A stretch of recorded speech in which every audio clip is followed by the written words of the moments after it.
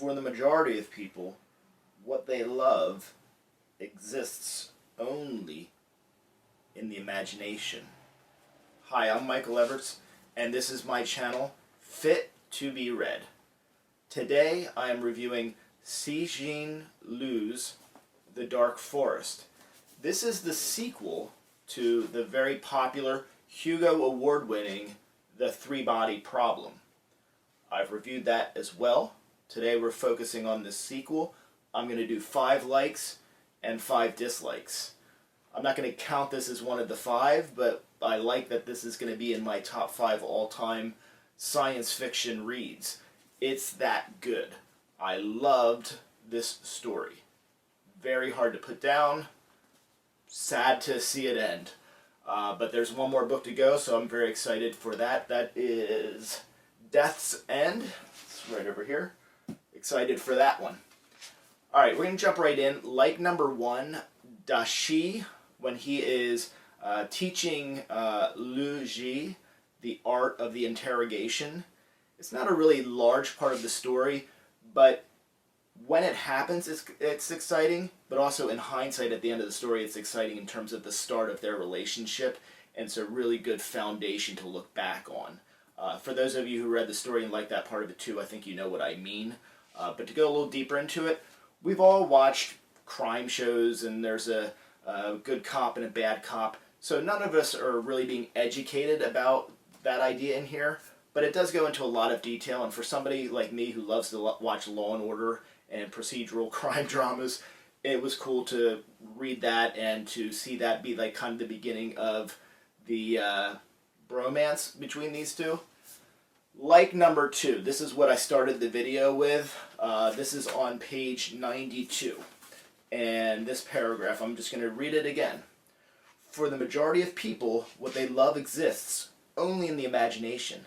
The object of their love is not the man or woman of reality, but what he or she is like in their imagination. The person in reality is just a template used for the creation of this dream lover. Eventually, they find out the differences between their dream lover and the template. If they can get used to those differences, then they can be together. If not, they split up. It's as simple as that. You differ from the majority in one respect. You don't need a template. This was pretty cool. I like that description. We get into this part where we're talking about Liu Ji having this imaginary novel and this imaginary woman that he loves, and that's actually something that I didn't really like that much in the book, but that description of how we paste things onto that template, it expands into this book more than just the situation of loving this made-up person that he has. We can look at it in terms of universal terms. Like number 3, Tyler, the wall facer. He visits this cave where Al-Qaeda is, and we've got Bin Laden. I assume it's that character. I can't imagine it would be anybody else. And he has this love of Asimov, so they bring him the series. I think it was the whole series they brought him, the Foundation series. I love that. That's also the part in the book where, before that, the book is good, the story's good. I liked the three-body problem, and I thought that was really good too. Or, actually, I thought it was good. I don't know if I thought it was really good, but it was good enough to make me give The Dark Forest a chance. When I got about 100, 200 pages in, I think that's about where this happens, where Tyler visits this cave and tries to enlist Bin Laden's help. This is really cool because it's a little bit, you kind of bought me off. As soon as you bring Asimov in, I'm hooked in, you've got me, I'm there for the ride, and it just so happens that's where the story really starts to pick up, and I'm a fan. The idea of Bin Laden getting involved and being part of the plan, alright, that was a little bit hokey, and I'll actually get to that a little bit later when I'm talking about some of the other dislikes. Dislike number 1 is that imaginary lover in the imaginary novel that Luigi is creating in his head. Um, that doesn't work for me. I think a lot of people got turned off by it. Um, it's not. It doesn't fit in with the other story. The story is a lot of it's science fiction, so a lot of made up stuff. Some of it's grounded in some like scientific idea, obviously, but in the story we allow for that type of imagination. To me, it doesn't really suit the story to believe that this is really going to happen. This idea of he's really going to be as bought into this idea of the imaginary lover as he seems to be. And it's really well done in terms of explaining how they're driving in the car, and you can really picture it, and you can picture him with her. It's just not believable. I'm not buying in. Other people may have loved it, and I'd actually love to hear if other people have a different take on it than I do. I didn't care for that. Dislike number 2, coming back to Al Qaeda. This was also a little bit of a reach for me. The idea of the wall, and I guess some of the wall facer plans of some of the other ones like Ray Diaz, they were very not likely to work. This one was different in the sense of it just didn't fit for me, this idea that Osama bin Laden, just because the Trisolarans are coming, he's like, oh, okay, I don't really care about the West anymore. Whatever happens, happens, and they're going to blow up everybody. I wasn't buying into that. Not going to change his stripes. I'm not going to spend a lot of time on that. I didn't like that part of it. I was so hooked in with the Asimov reference, but I didn't really care for how it played out and this conversation that they had. And this isn't me saying, oh, bin Laden, he's a bad guy, and they're trying to make him look good. It's not that at all. It's just I don't see that attitude of this person who is the grand ruler of Al Qaeda suddenly is all copacetic with the West because of this impending threat. It doesn't change the underlying tensions and disagreements that are there between Al Qaeda and the West. Dislike number 2, I could have used this one to talk about the wall facer ask that Luigi made to have this dream woman found and brought to him. Very misogynistic. I think it actually ruined the story a lot for people. I don't think the author was trying to do what I think some people thought he was doing. I think he was making a point, and I'm not even going to go into that. The real dislike that I'm going to use for dislike number 2 is the Al Qaeda cave, this situation with Tyler, the wall facer, and bin Laden. And bin Laden's talking about, after so many years, you truly still don't know what our needs are, and you don't understand. This is just really about hatred for us. And here we have the Trisolarans come in, and they want to kill the West, as do we, and they want to kill us too, and that's fine. We're happy to die because the West is going to die too. And that all makes sense, except that then bin Laden says, our hatred for the West has faded. Okay, well that doesn't match with what we know about that organization, and really kind of diminishes what we know. And again, I'm not standing up for bin Laden and saying, oh, you're diminishing him, but it does diminish in the book what we're talking about in this particular couple of paragraphs. So that was a dislike for me. Yeah, so dislike number 3, it's these 3 old men that they're neighbors, and we see a little slice of their life and how they're responding to the things that are going on. It's kind of interesting. It's not real interesting. It's pointless. It's not needed in the story.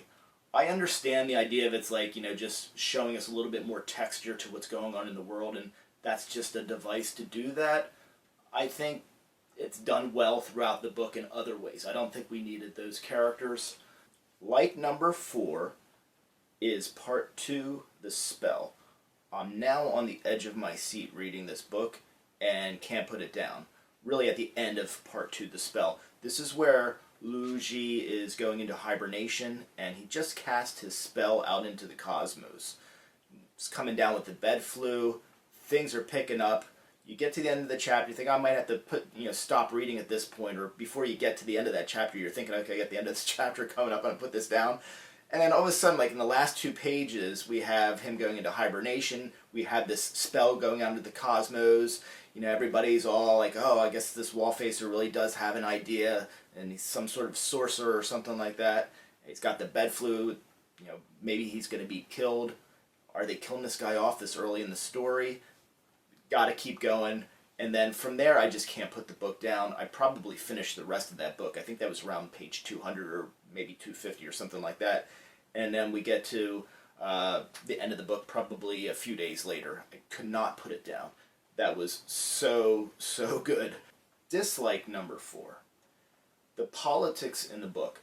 I like when my sci-fi has definitely space opera elements, sociology, psychology, obviously science and imagination, and political intrigue. I like when there's a lot of politics involved.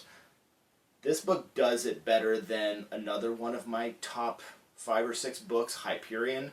One of my criticisms of that book, one of my few criticisms of it, is that it seems on the surface that there's a lot of political stuff going on, especially in the sequel, Fall of Hyperion, but it's really just on the surface. It's superficial.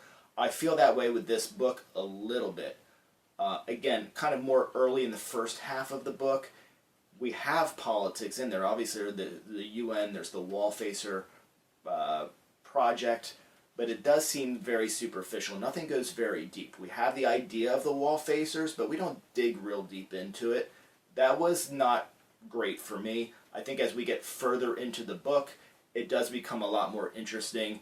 There's a lot of dynamics in terms of, he wakes up 200 years into the crisis from hibernation, and the world's very different.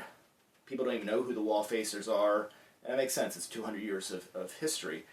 And there's a lot of stuff going on there that does make the politics a lot more interesting. But as a whole, in Three Body Problem and The Dark Forest, I didn't get I didn't get satiated with the politics. Dislike.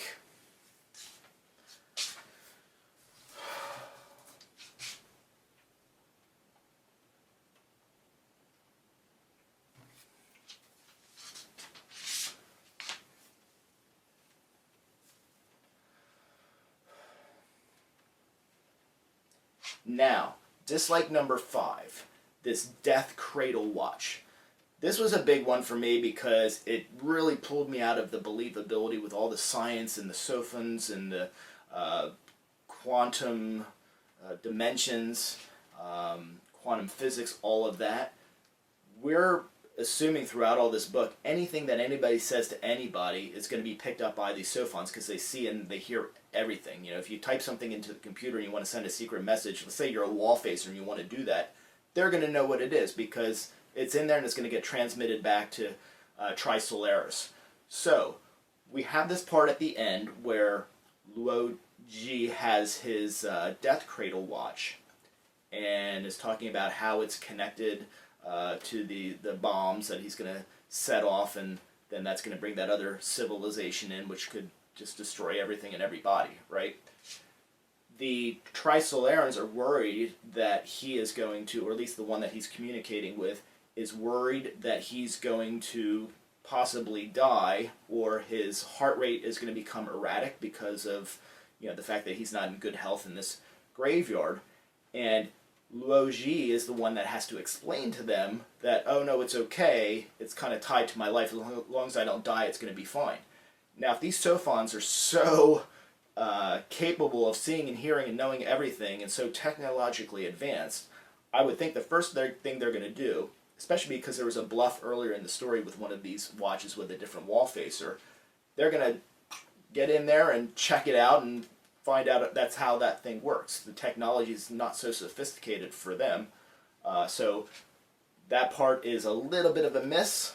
I'd love to have conversations about that, though. I wonder if anybody else thought that when they were reading it, or if you're hearing it from me for the first time, if it's something where you have a really good response to that, and, hey, Mike, you're just being nuts on this, obviously, yada, yada, yada, whatever's going to come up with that. Alright, so like number 5, again, this is where I'm going to spend most of my time just going on about how much I love this book. 200 years into the crisis, everything is just so well done at this point in the book. We have Luo Ji waking up from hibernation, and in the modern world, they're calling the modern people kids, and it's a neat dynamic to think of it that way in terms of they're talking a lot about seniority and age and the people who are hibernating.